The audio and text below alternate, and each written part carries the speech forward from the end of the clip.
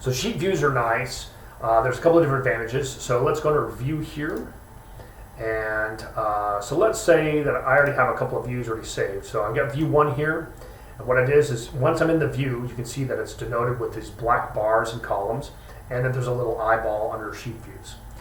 So it's very quickly, so any kind of data that I want to look at a glance, I can save these views. The other advantage is if I'm collaborating with somebody over 365 and we're both editing the document at the same time, if I'm working in a sheet view, when I make changes to my view, let's say that I change my filter, my sorting, whatever, within my view, that won't be shown to the other person.